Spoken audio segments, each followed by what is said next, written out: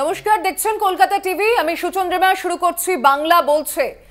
আমরা শুরুতেই আজকে শোনালাম আপনাদের অভিষেক বন্দ্যোপাধ্যায়ের বক্তব্য, যিনি রাজভবন থেকে রাজ্যপালের সঙ্গে কথা বলে বেরিয়ে এসে সাংবাদিকদের সামনে কমিশন নিয়ে যে অভিযোগ জানালেন, তারই পরিপ্রেক্ষিতে আজকে আলোচনা শুরু করছি। আমার সঙ্গে যারা প্যানেলিস্ট রয়েছেন তাদের সঙ্গে পরিচয় করাই। তৃণমূল কংগ্রেসের বক্তা রয়েছেন ডক্টর কৌশিক বিশ্বাস, স্বাগত জানাচ্ছি আপনাকে। বিজেপির বক্তা রয়েছেন ফাল্গুনী পাত্র, স্বাগত জানাচ্ছি আপনাকে। কংগ্রেসের বক্তা রয়েছেন শক্তি মৈত্র, স্বাগত জানাচ্ছি আপনাকে। বামেদের বক্তা রয়েছেন গৌরব মজুমদার, স্বাগত জানাচ্ছি আপনাকে। আমি শুরুতেই আসছি ফাল্গুনী দিয়ে আপনার কাছে। বাংলা কি এমন অপরাধ করেছে যার জন্য কমিশনের বিরুদ্ধে এত বড় অভিযোগ জানাতে পারছেন অভিষেক বন্দ্যোপাধ্যায়? দেখুন,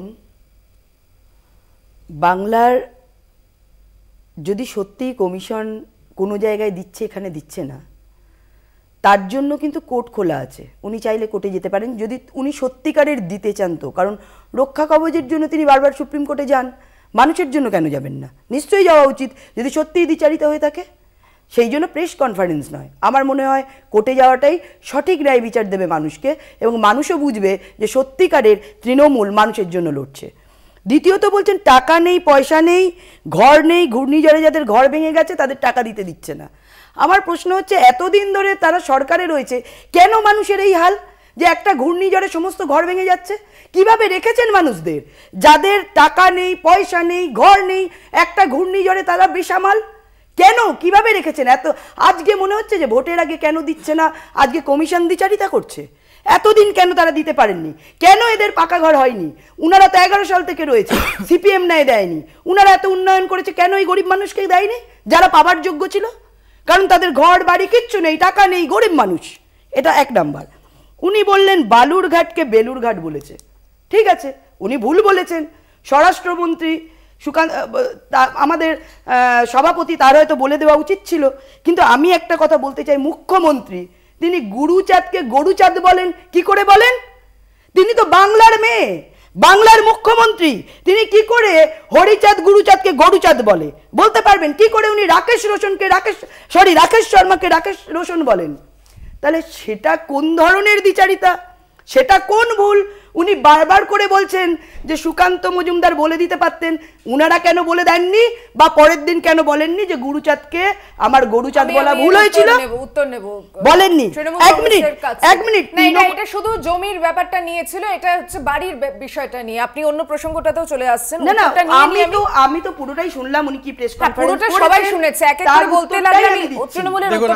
আমি এবার বলি, প্রথমেই আমরা বলি আজকে দুপুরে কেন্দ্রীয় নির্বাচন কমিশন যে একটি অত্যন্ত অমানবিক, অগণতান্ত্রিক এবং বর্বর নোটিফিকেশন জারি করেছে রাজ্য সরকারকে, যেখানে দুর্গত ক্ষতিগ্রস্ত মানুষদের বাড়ি বানাতে দিচ্ছে না। এই রকম ইতিহাস মনে এই ভারতবর্ষ তো দূরের কথা, পৃথিবীর ইতিহাসে কোথাও এটা নেই। যে কোনো দুর্গত পরিস্থিতিতে, যে কোনো ন্যাচারাল ক্যালামিটিতে কিন্তু কোনো রকম কেন্দ্রীয় নির্বাচনী কমিশন বা কোনো রকম ইলেকটোরাল রুলস প্রযোজ্য হওয়ার কথা নয়। সেখানে যখন রাজ্য সরকার বলছে যে আমরা বাড়ি বানিয়ে দিতে চাই এই 1600 পরিবারের যাদের ঘরের ছাদ উড়ে গেছে, সেখানে কেন্দ্রীয় নির্বাচন কমিশন বলছে তোমাদের বাড়ি বানাতে দেব না। এর থেকে বর্বরচিত এবং অমানবিক কোনো সিদ্ধান্ত হতে পারে বলে আমরা মনে করি না। 2 নম্বর হচ্ছে বিজেপির প্রবক্তা যেটা বললেন, উনি ঠিক বলেছেন। কারণ এদের মাথার উপর পাকা ছাদ এই কারণে করা যায়নি যে আবাস যোজনার 853 কোটি টাকা কেন্দ্র আমাদের দেয়নি, সেই জন্য করা যায়নি। 853 কোটি টাকা, আপনি একটু দয়া করে বলতে দিন, আমরা একটু সিভিলাইজ ডিবেট করি, আমরা একটু করি। আমি তো মাঝপথে বলছি না। এই 853 কোটি টাকা যদি দেওয়া হতো, তাহলে 2 বছরের শিশুটা এই ঝড়ের মধ্যে তার ঘরটা ছেড়ে যেত না।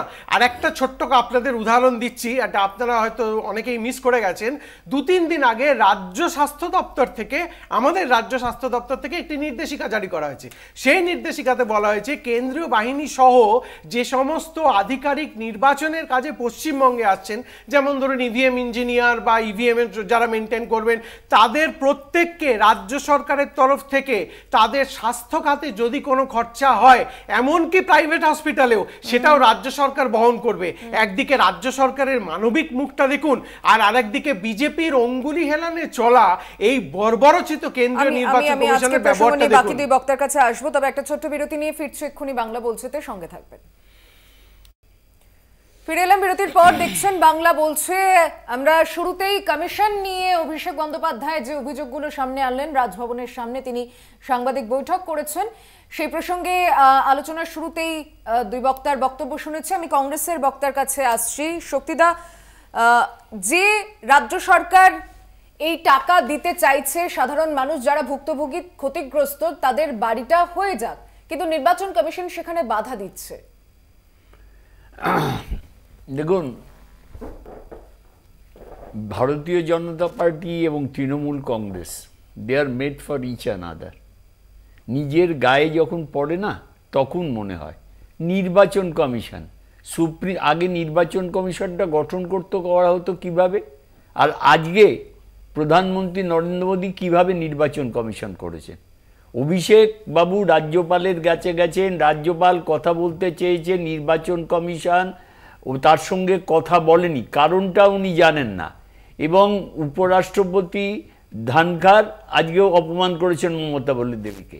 আমি আপনাকে একটা কথা বলি, একজন বললেন যে কি এমন 11 বছর ধরে সরকার চালানোর পর কি করে প্রাকৃতিক বিপর্যয় ঘরগুলো উড়ে যায়। আইলার কথা মনে নেই? প্রকৃতির সঙ্গে লড়াই করে কেউ কখনো পারে? আজকে যে পরিবারগুলো তাদের মাথার ছাদগুলো উড়ে গেছে, তাদের জ্বালা যন্ত্রণা নিয়ে সেটা নিয়েও রাজনীতি হবে, এবং সেটা নিয়েও আমাদের আপনাদের এই প্রচার মাধ্যমে দাঁড়িয়ে বসে বলতে হবে যে এর জন্য দায়ী এ, এর জন্য দায়ী ও। আমরা কিন্তু পরিষ্কারভাবে একটা কথা বলতে চাই, এবং বলেছেন অভিষেক বাবু যে প্রয়োজনে রাষ্ট্রপতির কাছে যাব। উনি শুক্রবার দিন যাচ্ছেন সভা করতে। উনি যাদের 1600 পরিবার তাদের সঙ্গে কথা বলবেন, এবং উনি প্রয়োজনে রাষ্ট্রপতির সঙ্গে প্রতিনিধি দল নিয়ে দেখা করবেন।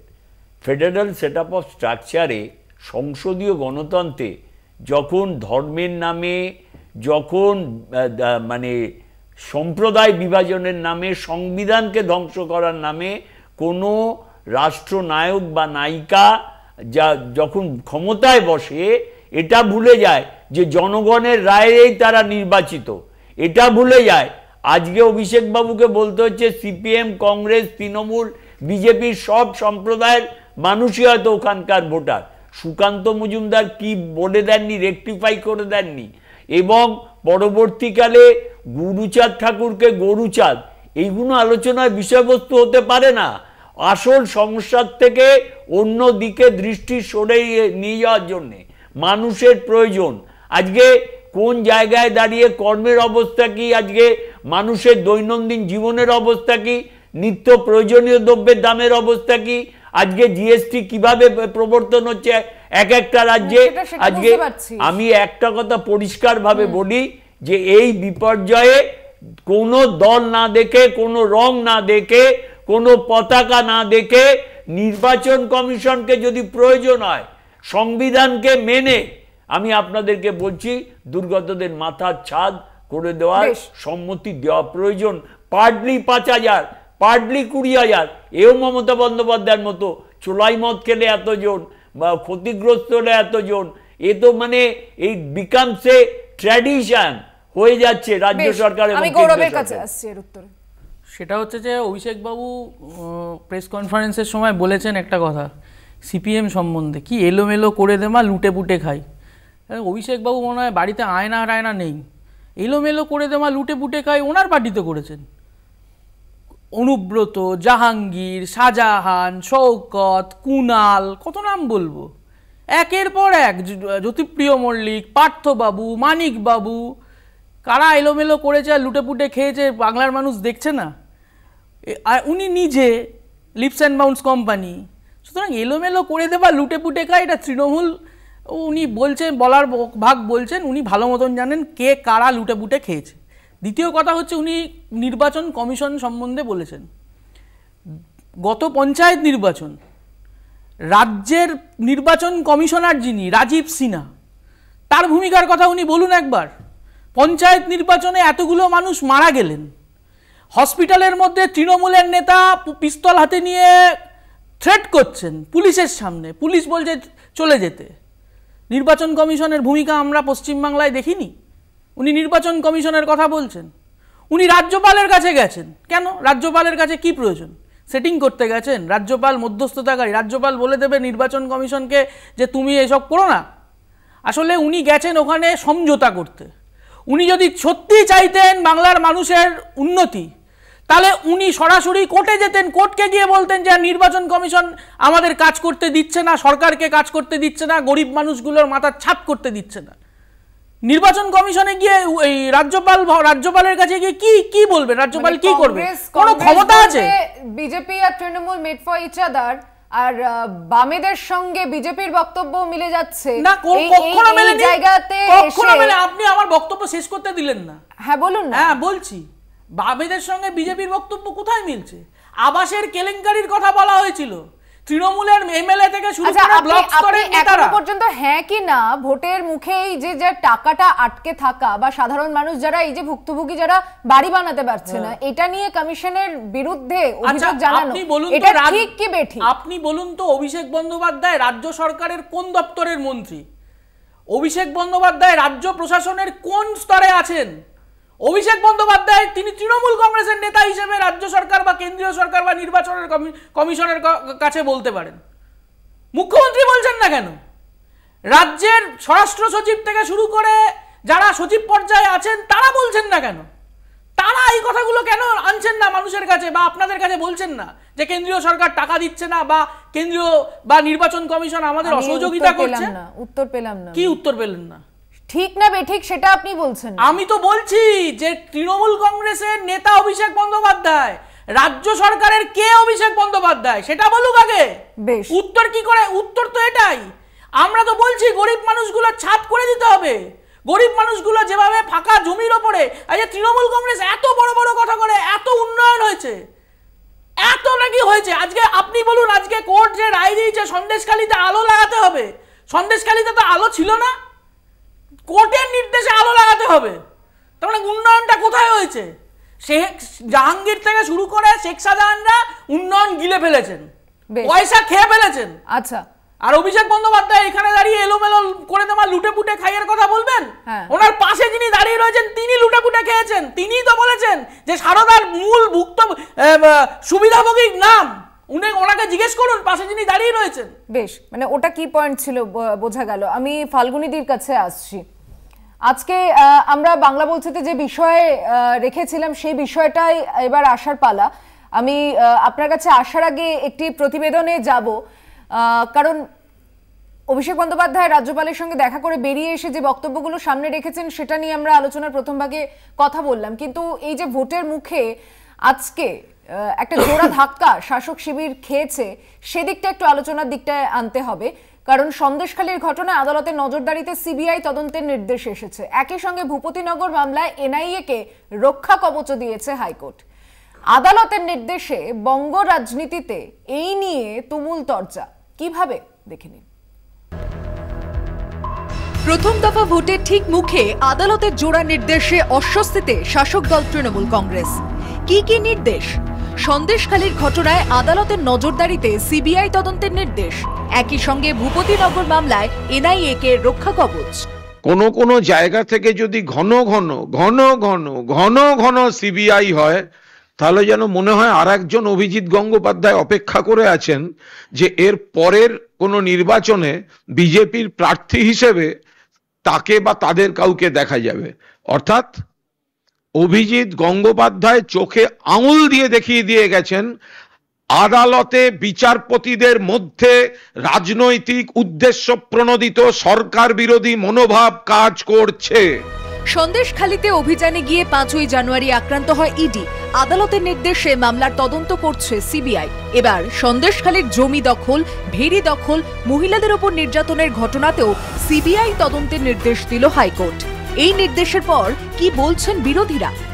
দীর্ঘদিন ধরে বলে আসছিলাম সন্দেশখালীর মানুষের জমি এবং নারী নির্যাতনের বিষয়ে কোনো সময় সরকার কর্ণপাত করেনি। আজকের মহামান্য আদালত যে রায় দিলেন সেই রায়ে সন্দেশখালীর মানুষ অন্তত নিজেরা স্বস্তি নিঃশ্বাস ফেলবেন এবং সন্দেশখালীর মানুষের ভালো হবে। আমি এই রায়কে অভিনন্দন জানাচ্ছি। কোথায় এনআইএ কার কাছে পয়সা খেয়েছে বিজেপির কাছে এনআইএ নাকি পয়সা খেয়েছে, তাই নিয়ে দিল্লি পর্যন্ত দৌড়াচ্ছে, বাপরে। আর এই দিদি এখানটায় সারদা কেলেঙ্কারির নায়কদের জন্য আন্দোলন করছে কলকাতার বুকে, আমরা দেখেছি সেই ছবি।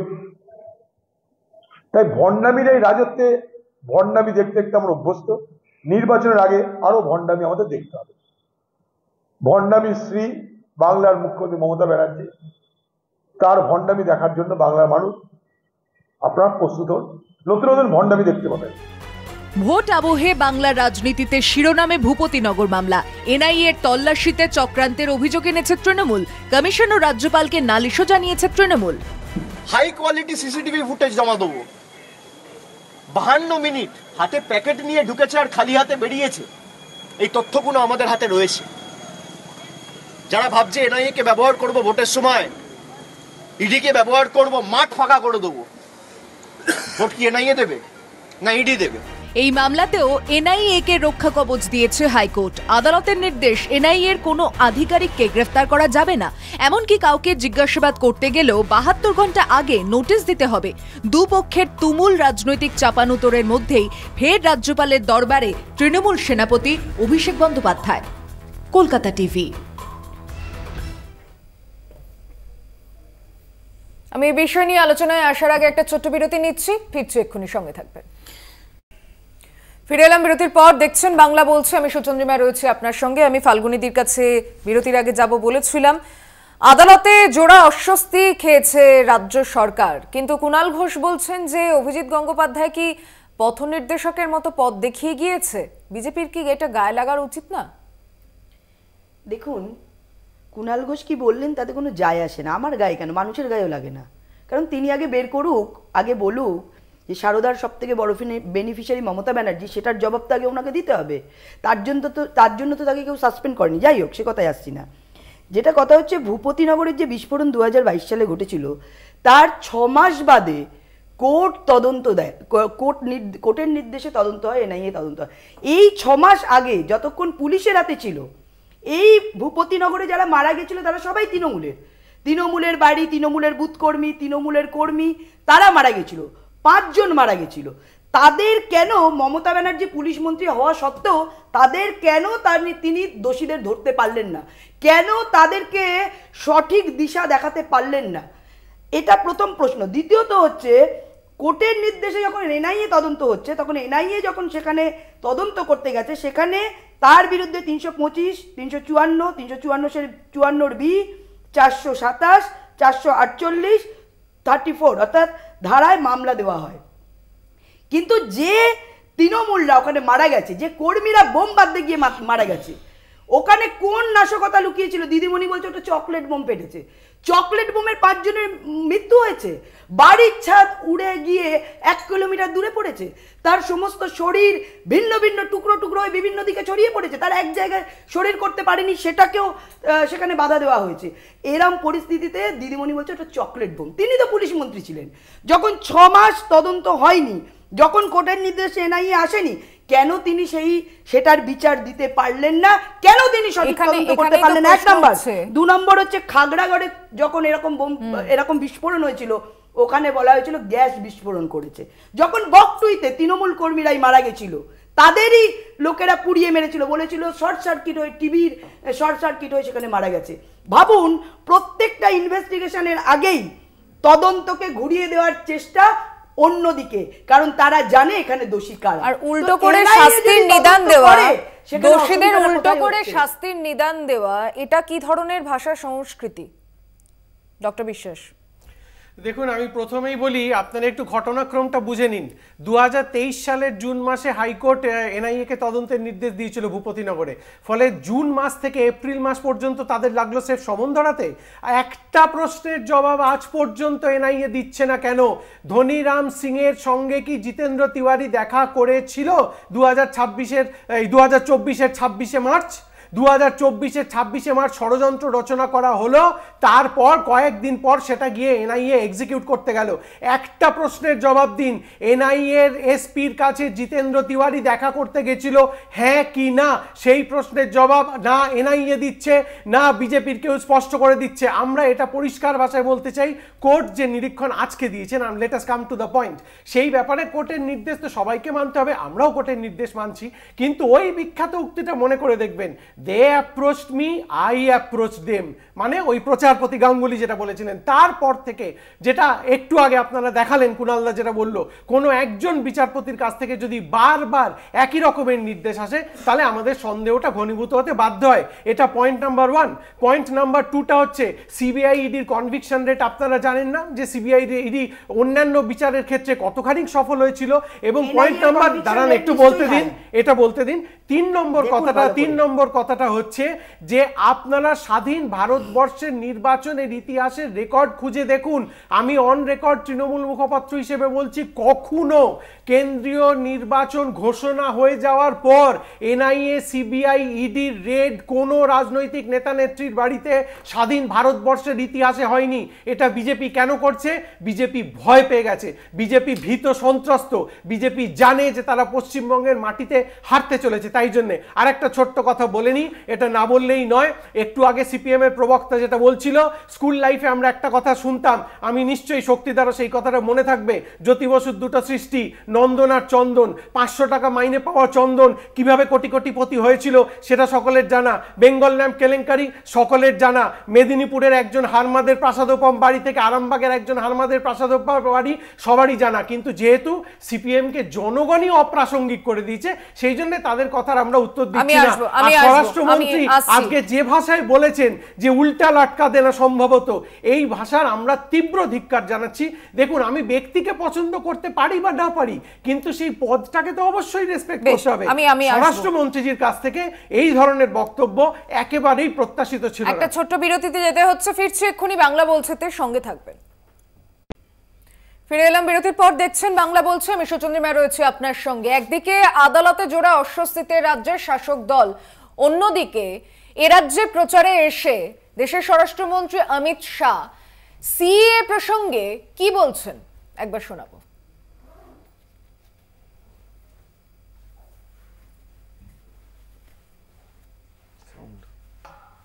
ममता दीदी बंगाल के लोगों को गुमराह कर रही है। ये कह रही है कि आपने एप्लीकेशन किया तो आपका नागरिकता चला जाएगा। अरे नागरिकता है ही नहीं ममता दीदी, आपको क्या मालूम है? मैं आज आपको कहने आया हूं, डरे बगैर जितने भी शरणार्थी आए हैं सीए में एप्लीकेशन करे, किसी पर कोई केस नहीं होने वाला है, कोई मुकदमा नहीं होने वाला है। ये मोदी सरकार का कानून है, इसमें कोई परिवर्तन नहीं कर सकता। আমি শক্তিদার কাছে আসছি। আপনি আগে বললেন যে মানুষের সাধারণ সমস্যাগুলো নিয়ে কথা বলা উচিত, সিএ একটা জ্বলন্ত ইস্যু। দেশের স্বরাষ্ট্রমন্ত্রী নিজে বলে দিলেন যে নাগরিক নিয়ে যাদের কথা বলা হচ্ছে নাগরিকই নয় তারা। একই বৃন্তে দুটি ফুল, তৃণমূল আর পদ্ম ফুল। অমিত শাহ দীর্ঘদিন পর, গতবার, এইবার মোদি এতদিন দায়িত্ব নিয়েছিলেন, গত বিধানসভার নির্বাচনে ডেলি প্যাসেঞ্জারই করেছিলেন অমিত শাহ। আজকে তিনি দাঁড়িয়ে বললেন যে সিএ মমতা দেবী ভুল বোঝাচ্ছেন, যারা শরণার্থী, রিফিউজি, তারা অ্যাপ্লিকেশন করলে কাউকে তাড়ানো হবে না। আমার একটা কথা খুব পরিষ্কারভাবে বলছি, যে আমার সভাপতি বললেন আপনারা যত নির্বাচনের দিন এগিয়ে আসবে তত, মানে আমি একটু ভালোবাসাতেই বলছি, নাটক দেখবেন। নির্বাচন আজকে এই ছায়াযুদ্ধগুলোর কি প্রয়োজন আছে? ছায়াযুদ্ধর প্রয়োজনটা কোথায়? আজকে কেউ বলছেন যে ফাঁকা মাঠে আপনাদের দিলেও গোল করতে পারবেন না, কেউ বলছেন যে মমতা দেবী ভুল বোঝাচ্ছেন, সিএ লাগু করলে কারুর শরণার্থীরা কেউ দেশ থেকে বিতাড়িত হবে না। আমি আপনাদেরকে বলছি যে ভারতবর্ষে সংবিধানকে ধ্বংস করবার জন্যে, ভারতবর্ষের সংসদীয় গণতন্ত্রকে শেষ করবার জন্যে, ভারতবর্ষে একদলীয় শাসনতন্ত্রকে প্রতিষ্ঠা করবার জন্যে যে রাজনৈতিক দলটার আবির্ভাব হয়েছে সেই রাজনৈতিক দলটার নাম ভারতীয় জনতা পার্টি। অনেকে বললেন বকটুই, অনেকে বললেন যে ভূপতিনগর, কেন আজকে মনে পড়ছে না? এনআইএ এর এসপি কে নিয়ে যদি কমিশনের কাছে অভিযোগ জানাতে যাওয়া হয়, তা অধীর রঞ্জন চৌধুরী যদি ভণ্ডামি মনে হয়, এটাকে আপনি মানছেন? না না, এনআইএ এসপি কে নিয়ে তার আগে তো একটা কথা উঠেছে যে একটা খাম করে নিয়ে গেল আবার খালি হাতে ফিরে এলো। আচ্ছা, এতই যদি আমি কনফার্মড হই, এত যদি আমি মানে জানি, নিশ্চিত হই যে এইখানে একটা গটআপ গেম চলছে, এখানে কনস্পিরেসি করে নির্বাচনে যত এগিয়ে আসছে জেতবার জন্য বিরোধী রাজনৈতিক দলের ওপর আক্রমণগুলো তত সানি আসছে। আমি আপনাকে একটা ছোট্ট পরিসংখ্যান দিই মধুচন্দ্রিমা, 2004 থেকে 2014 ইউপিএ গভর্নমেন্ট ছিল 60% বিরোধীদের আর 40% নিজেদের। আর আজকে ভারতীয় জনতা পার্টি অ্যাবাভ 90%, নয় সিবিআই, নয় আইটি, নয় এনআইএ দিয়ে এই যে আক্রমণগুলো শানাচ্ছে, এই প্রয়োজনটা কি? তার মানে এটা ভণ্ডামি নয়, অধীর রঞ্জন চৌধুরীর এটাকে ভণ্ডামি মনে হচ্ছে? ভণ্ডামি অবশ্যই, কারণ এটা আমি আপনাকে বললাম যে এটা শ্যাডো ফাইট। আক্রমণ শানাচ্ছে, নির্বাচনের আগে তারা আক্রমণ শানাচ্ছে, এগুলো শ্যাডো ফাইট, এগুলো কিচ্ছু হবে না। এগুলো আপনাকে আমি বলে দিচ্ছি, কেজরিওয়ালকে যে কারণে গ্রেপ্তার করা হয়েছে, আজকে কেজরিওয়ালকে যে আবগারি, সে যদি অভিযুক্ত হয়েছে, বললো না কতগুলো সেকশন, মানুষ খুন হলে 302 না হয়ে কি 34 হবে, অ্যাটেম্প টু মার্ডার 307 না হয়ে কি 420 হবে। আরে আইপিসির আইনগুলো আছে, সেই আইনগুলো মানে justice better late than never. আমি আপনাকে বলে দিচ্ছি যে কথাগুলো আজকে বিজেপি বা তৃণমূল একটা একটা করে নির্বাচন এগিয়ে আসছে, দেখবেন একে অপরের বিরুদ্ধে বলছে, কাজের কাজ কিচ্ছু হচ্ছে না, কাজের কাজ। আমি গৌরবের কাছে আসার আগে অমিত শাহর এই প্রচার মঞ্চ থেকেই তিনি বাংলার বিরুদ্ধে আর কি কি অভিযোগগুলো এনেছেন আরো একটি বক্তব্য শোনাবো।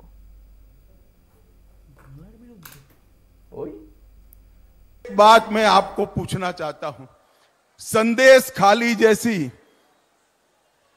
शर्मनाक घटना में भी आप पॉलिटिक्स कर रही हो। सालों तक आपके नाक के नीचे महिलाओं पर अत्याचार होता रहा, तृणमूल कांग्रेस के गुंडे अत्याचार करते रहे। जब इसको पकड़ने गए, ईडी पर पथराव किया, जब हाई कोर्ट ने कहा तब सरेंडर किया।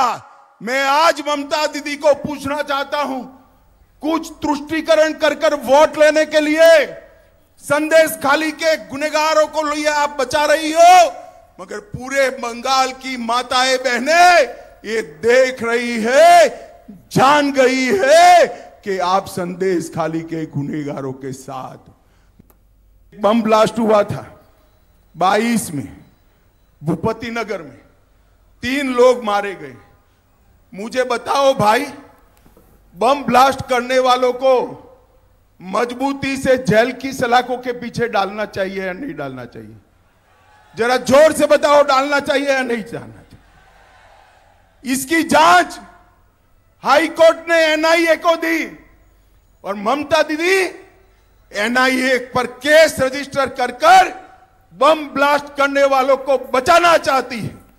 ममता दीदी शर्म करो, शर्म करो। आप बम ब्लास्ट के आरोपियों को बचाना चाहती हो। গৌরব, সেটা হচ্ছে উনি তো দেশের স্বরাষ্ট্রমন্ত্রী, উনি বাংলার এই ঘটনা নিয়ে অবশ্যই বলবেন, কিন্তু ওনার দেশ নিয়েও তো বলা উচিত। উন্নাও, হাতরাস, জম্মুর কাটুয়া, বিলকিস বানু, দেশের সমস্ত প্রগতিশীল চিন্তার মানুষদের অকারণে গ্রেপ্তার, হেনস্থা, তাদেরকে জেলে ভরে রাখা, স্ট্যান্ড স্বামী থেকে শুরু করে ভারবারা রাও, তিস্তা শীতলাবাদ থেকে শুরু করে সীতারাম ইয়েচুরির বাড়িতে হানা, সিবিআই হানা, ইডি হানা, এগুলো ওনার থেকে ওনার বলার প্রয়োজন। কাশ্মীরের 370 তুলে দিয়ে কি লাভ হলো, এখনো কাশ্মীরের নির্বাচন হলো না, মণিপুরে উনি যেতে পারেন না, এগুলো ওনার থেকে আমরাও শুনতে চাই, উনি বলুন। উনি তো অনেক কথা বলেছিলেন পশ্চিমবাংলার সম্বন্ধে, পশ্চিমবাংলার মানুষ জানতে চায় কালীঘাটের কাকুর কণ্ঠস্বর কি এখন মিলল? পশ্চিমবাংলার মানুষ জানতে চায় বকটুইতে তৃণমূলের বিরুদ্ধে তৃণমূলের যে লড়াই, সেখানে সিবিআই তদন্ত, সিবিআই হেফাজতে লালন শেখের মৃত্যু, কি হলো সিবিআই? কোথায় গেল সিবিআই? সিবিআই নিয়োগ দুর্নীতি মামলা, সারদা নারদা, কোথায় গেল সেই তদন্তগুলো? অনেক কথা আমরা শুনেছিলাম। সিবিআই তদন্ত দিয়েছে সন্দেশখালির ক্ষেত্রে, ভালো, সিবিআই তদন্ত করুক, কিন্তু কথাটা হচ্ছে যে তদন্তগুলো সিবিআইকে দেওয়া হয়েছে, হঠাৎ করে দেখি সিবিআই তৎপর হয়ে ওঠে, তারপর যখন দেখা যায় যে মাথায় পৌঁছচ্ছে সিবিআই আবার ব্যাক করে চলে আসে। তখন আবার কেউ কেউ আবার দিল্লিতে গিয়ে কোনো নেতা মন্ত্রীদের সঙ্গে মিটিং টিটিং করেন, যখন সংসদ চলে তখন সংসদের বাইরে 7 দিন কোথায় কোথায় ঘুরে বেড়ান, কার কার সঙ্গে মিটিং করে বেড়ান। আবার আমরা দেখতে পাই হেমন্ত বিশ্ব শর্মার মধ্যস্থতায় জগদীপ ধনকরকে উপরাষ্ট্রপতি পদে সমর্থনের জন্য পাহাড়ে আমার রাজ্যের মুখ্যমন্ত্রী মিটিং করেন। আমরা এটা দেখতে পাই। দেশের সরকারের স্বরাষ্ট্রমন্ত্রী এই প্রশ্নের উত্তরগুলো দেবেন না বাংলায় এসে? কি অবস্থা? আমার কথা হচ্ছে যে এখানে তৃণমূলের প্রতিনিধি অনেক কথা বলেছেন, কি এনআইএ এসপি না কে কোথায় গেছিল? আরে তৃণমূলের নেতারাই তো বলেছে সিসিটিভি ফুটেজ আছে, তা সিসিটিভি ফুটেজ রাজ্যের মানুষের কাছে দিয়ে দিন যে এই এনআইএ এসপি ঢুকেছিল, এই হচ্ছে সিসিটিভি ফুটেজ, এই হচ্ছে তার গল্প। এসব গল্প মেরে লাভ কি? এ বলবে শুভেন্দু ধর্মতলায় একের পর এক ডেট বলবে, আর কুণাল তৃণমূল ভবনে বসে ওই সিসিটিভি ফুটেজের গল্প শোনাবে, আর পশ্চিমবাংলার মানুষ তাদের প্রাণ অষ্টাগত হয়ে উঠবে। এই হচ্ছে পশ্চিমবাংলার অবস্থা। আমার কথা শেষ করতে দিন। সেটা হচ্ছে যে তৃণমূলের প্রতিনিধি কি সব কার বাড়ি টাড়ি নিয়ে প্রশ্ন করেছিলেন, কি সব বলেছিলেন। আমি বলবো ওই যে অত গ্রামগঞ্জে যাওয়ার দরকার নেই, সুদূর কলকাতার শহরের প্রাণকেন্দ্র ওই হাজরার মোড় থেকে ডান দিকে ঘুরলে হরিশ মুখার্জি আর হরিশ চ্যাটার্জি, ওইখানে যে অতগুলো প্লট, ওইখানে যে ওই প্রাসাদ প্রমো বাড়ি, ওটা কার টাকায় হয়েছে, কোন টাকায় এসছে ওই ওই ওই বাড়ির ইট পাথর, ওই জানলা টাল্লাগুলো কার টাকায় হয়েছে? চুরি করেছে চোর তৃণমূল, চুরি করে হচ্ছে ভরিয়েছে। অনুব্রত মণ্ডল থেকে হচ্ছে যে মানিক ভট্টাচার্য, ওই দেহত্যাগ তাপস থেকে শুরু করে সমস্ত কিছু আরে তৃণমূল আবার বড় বড় কথা চুরি করেছে তৃণমূল, চুরি লুটেরা ধর্ষণের নাম হচ্ছে তৃণমূল, চোর তৃণমূল, একটা অবলুপ্ত বন্য প্রাণী তৃণমূলের হয়ে যারা সালিসি করতে অশালীন সিপিএম একটা অবলুপ্ত বন্য প্রাণীদের আরে অনেক হয়েছে। সিপিএম অবলুপ্ত হতে পারে, রবি হাকিমকে নির্দোষ প্রমাণ করতে গেলে বিকাশ বাবু আর সুজন বাবুকে সাক্ষী আস্তে আস্তে আস্তে বিকাশ বাবু আর সুজন বাবুকে সাক্ষী রাখতে হয়। রবি হাকিমকে হচ্ছে নিজের নির্দোষ প্রমাণ করতে গেলে আপনি সিপিএম এর কথা বলছেন। সিপিএম কোন চোর লুটেরা দল নয়, সিপিএম মানুষের টাকা চলে, চোর লুটেরা হচ্ছে তৃণমূল, তৃণমূল হচ্ছে চোর।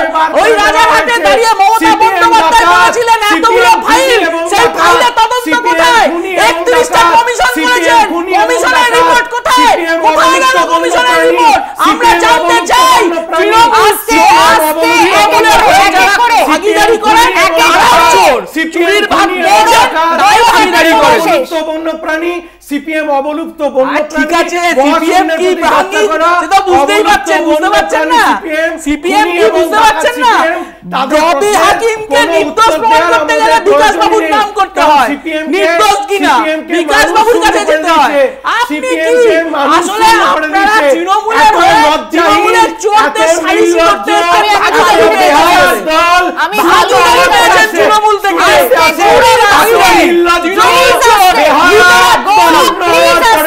স্টুডিওতে আছে এই রং আমাকে আসতে বলছেন, উল্টো বলে যাচ্ছেন। আপনার বলার সময় আমি বলেননি, এই রং নীলজ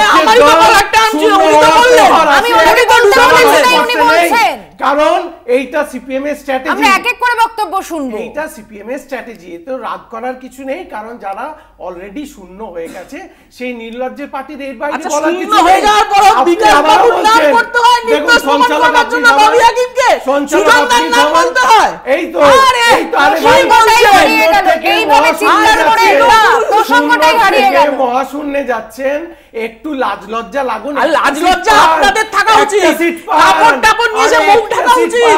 যেভাবে চুরি করেছেন, যেভাবে দুর্নীতি করেছেন প্রত্যেকটা জায়গায়, নিয়োগ, আবাস, শিক্ষা, স্বাস্থ্য, নারী নিরাপত্তা, সামাজিক উন্নয়ন, গণমাধ্যম ব্যবস্থা, সব জায়গায় চুরি, চুরিতে ভরে গেছে, যেখানে হাত দেবেন সেখানে চুরি। বাংলায় এসে অনুপ্রবেশ বন্ধ করার কথা বলছেন প্রচারে এসে অমিত শাহ, যে বিজেপি ক্ষমতায় এলে পশ্চিমবঙ্গ রাস্তায় গেলে চোর চোর করে বলে, হাসে, রাস্তায় গেলে চোর চোর করে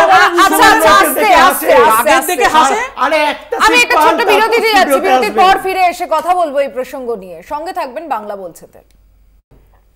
ফিরে এলাম বিরতির পর, দেখছেন বাংলা বলছে, একেবারে শেষ ভাগে চলে এসেছে। আমি ফাল্গুনীদির কাছে আসছি। অনুপ্রবেশ প্রসঙ্গে কথা বলছেন অমিত শাহ এই বাংলায় এসে, কিন্তু টার্গেট গত বছর আপনাদের 35 দেওয়া হয়েছিল, এবার হঠাৎ করে এসে তিনি 30 কেন বলে ফেললেন?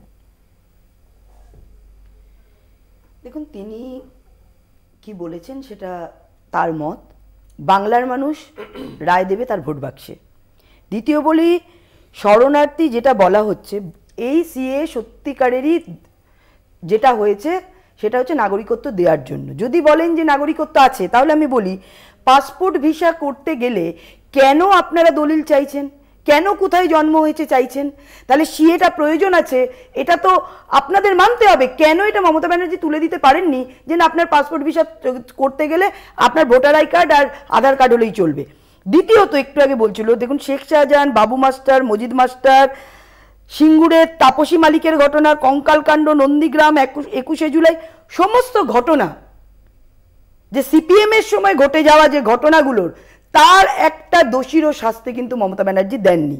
এই শেখ শাহজাহান এবং এই বাবু মাস্টার, মজিদ মাস্টাররা যখন এই বসিরহাটে ত্রাস ছিল, তখন এই তৃণমূল বলেছিল এদের আমরা ফাঁসি চাই। আজকে সেই শেখ শাহজাহান কি করে অলংকার হয়ে গেল, কি করে স্বাধীনতা সংগ্রামী হয়ে গেল, কি করে ভদ্রলোক হয়ে গেল? উনারা বলছে ইডিদের লেলিয়ে দেওয়া হয়েছে তার বিরুদ্ধে। আরেকটা বিষয় যেটা হচ্ছে, অর্ধেকের এই ইডি সিবিআই অর্থাৎ কোর্টের নির্দেশে তদন্তের পরেই কিন্তু দোষীদের খুঁজে পাওয়া গেছে কারা দোষী, এবং অর্ধেকের বেশি যারা জেলে রয়েছে এই শিক্ষা দুর্নীতিতে, তারা সব সিপিএম থেকে আসা। দ্বিতীয়ত বলছি, এই যে কংগ্রেসের, এক মিনিট, কেসি বেণুগোপাল অল ইন্ডিয়া কংগ্রেসের জিএস, তিনি অভিষেকের এই তদন্তের ইডির বিরোধিতা করেছেন। অভিষেক মনু সিংভি হাইকোর্টে চাকরি প্রার্থীদের বিরুদ্ধে তৃণমূলের হয়ে কেস লড়ে। আপনারা বলুন তো, ইনারা বলছেন বিজেপি তৃণমূল, ইন্ডি জোটে আপনারা আছেন, আপনারা তৃণমূলকে সমর্থন করছেন, সেটা না বলে আপনারা বলছেন বা একমাত্র প্রতিবাদী এই অন্যায়ের বিরুদ্ধে করে থাকে তার নাম ভারতীয় জনতা পার্টি। মাননীয় স্বরাষ্ট্রমন্ত্রীজি নিজেই কিন্তু সিএএ নিয়ে সবচেয়ে বেশি বিভ্রান্তি তৈরি করেছিলেন। উনি বছরের পর বছর ধরে বারবার বলতেন ক্রোনোলজি কো সমঝো, ক্রোনোলজি কো সমঝো, সিএএ এর পরেই এনআরসি আসবে। আমরা দ্ব্যর্থহীন ভাষায় বলতে চাই, সিএএ তে যেই মুহূর্তে আপনি আবেদন করলেন, ওই মুহূর্তে আপনার চাকরি, বাড়ি, ঘর, জমি জমা সবকিছু কিন্তু প্রশ্নচিহ্নের মুখে পড়ে যাবে। আগামী দিনে আপনি ডিটেনশন ক্যাম্পেও থাকতে চলে যেতে পারেন। সিএএ এর পরেই কিন্তু ওরা এনআরসি আনবে। এইটা কিন্তু তাদের কেন বলেছিলেন সিএএ দেওয়ার প্রয়োজন আছে না, ভুল বলবেন না, গভীরতম ষড়যন্ত্র, ভুল বোঝাবেন না, গভীরতম করবেন না, এটা কিন্তু বলা হচ্ছে যে সিএএ নামে যে ডিটেনশন ক্যাম্প করার পরিকল্পনা, সেইটা কিন্তু আমরা তীব্রভাবে বিরোধিতা করছি। শক্তিদা, সিটিজেনশিপ অ্যামেন্ডমেন্ট অ্যাক্ট নিয়ে আজকের আলোচনার একদম অন্তিম পর্যায়ে এসছে। দেখুন, 47 সালে একবার হয়েছে এপার বাংলা ওপার বাংলা, 71 সালে হয়েছে। একটা কথা পরিষ্কার জানা দরকার, যেটা বললেন না যে পাসপোর্ট করতে গেলে কেন মমতা বন্দ্যোপাধ্যায় বলছেন না, আরে পাসপোর্ট প্র্যাকটিক্যালটা বলুন। পাসপোর্ট করতে গেলে, আমার পাসপোর্ট করতে গেলে আমার ঠাকুরদাদার দলিল, আমার ঠাকুরদাদার দলিল সাবমিট করতে হবে কাদের কাছে? যারা পাসপোর্টটাকে অথরিটি স্যাংশন করবে। সুতরাং একটা এই ঠিক যত নির্বাচন, এবং এই মমতা বন্দ্যোপাধ্যায়ও 2005 সালে এনআরসির জন্য কেঁদে ফেলেছিলেন, এনআরসির জন্য কেঁদেছিলেন পার্লামেন্টে। একটা কথা মাথায় রাখা দরকার, কাঁচের ঘরে বসে না অন্য জায়গায় ঢিল মারতে নেই, ঢিল মারতে নেই। ভারতবর্ষের এই জনসংখ্যাটার যদি 2% মানুষের ক্রয় ক্ষমতা থাকে, তাহলে প্রায় 2 কোটির অর্থনৈতিক বাজার, সেটাকে দখল করবে কে? আদানি আম্বানিরা। সেই দিকে তাকিয়ে আছে এই কেন্দ্রীয় সরকার। সেটা হচ্ছে যে শক্তিদা যেটা বলেছেন আমি সেখান থেকেই শুরু করি। 2005 সালে এই মমতা বন্দ্যোপাধ্যায় কাগজ ছুঁড়ে মেরেছিলেন, আর তখন মমতা বন্দ্যোপাধ্যায় বিজেপির অ্যালায়েন্সে ছিলেন। সুতরাং মমতা বন্দ্যোপাধ্যায় এখন নাটক করবেন এসব তো বাংলার মানুষ মেনে নেবে না। 2, সিএএতে কেন ধর্মীয় বিষয় অন্তর্ভুক্ত হবে, কেন একটা ধর্মকে টার্গেট করা হবে, কেন? এটার উত্তর না বিজেপি না বিজেপির স্বরাষ্ট্রমন্ত্রী কেউ দিতে পারবে। আমি বলি দিদি, আপনার বলার সময় আমি বলিনি তো দিদি, আমাকে বলতে দিন। আপনি বলেছেন, আমি বলিনি। শেখ শাহজাহান বাবু, আরে দিদি আপনার ডিস্টার্ব করিনি তো আপনাকে। শেখ শাহজাহান বাবু মাস্টার, হ্যাঁ, কার হেফাজতে ছিল, কে তাকে লালন পালন করেছে, বাংলার মানুষ এখন জেনে গেছে। হ্যাঁ, এর গুরু ঠাকুর এখন বিজেপিতে আছে। আর এই শেখ শাহজাহানদের বিরুদ্ধে ব্যবস্থা গ্রহণ করছেন না কেন? কি কোথায় বাধা? ধন্যবাদ। কোথায় বাধা?